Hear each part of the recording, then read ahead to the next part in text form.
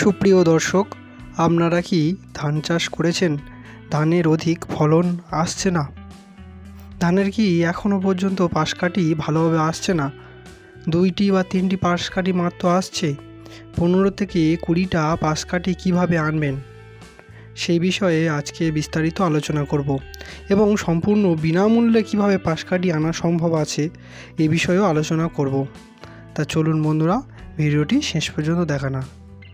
ধান হলো এমন একটি উদ্ভিদ যেটি এই বর্ষাকালীন অবস্থায় একটু জল বেশি দরকার, কিন্তু ধান রোপণের পরবর্তী সময়ে 2 সেমি পর্যন্ত জল থাকলে সবথেকে ভালো হয়। এরপরে দিকে দিকে জল বাড়লে কিন্তু ভালো হয়, কিন্তু আমাদের বর্তমানের পরিস্থিতি অত্যন্ত বৃষ্টিপাত, ধানের পাশকাঠির সংখ্যা কম হচ্ছে। তাই পাশকাঠির সংখ্যা বৃদ্ধি করতে হলে প্রথমে সঠিক বীজতলার প্রয়োজন। বীজতলার দিকে আমাদের মন দিতে হবে। সঠিক ধানের বীজ নিয়ে তারপরে সেই সুস্থ সবল ধানগুলি থেকে সুস্থ সবল চারা তৈরি করতে হবে, এবং চারাগুলি যদি পাতলাভাবে ফেলা থাকে তাহলে তা অত্যন্ত ভালো হবে। দ্বিতীয়ত, আপনারা ধানের সার দিয়ে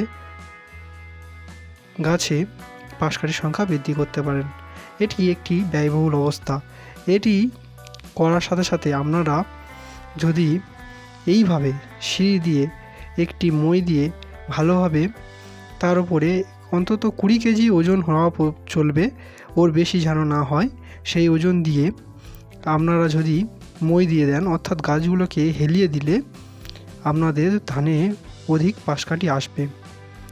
এই হেলে দিলে ধানের একটা নিজস্ব প্রাকৃতিক প্রবৃত্তি রয়েছে যে তারা হেলে গেলে নিজেদেরকে সাপোর্ট দেওয়ার জন্য অধিক সংখ্যক পাশকাঠি আনবে এবং নিজেদেরকে সাপোর্ট দিয়ে আবার তারা সোজা হয়ে দাঁড়াবার চেষ্টা করবে। এটি হলো ধানের একটি বৈশিষ্ট্য। এছাড়াও আপনারা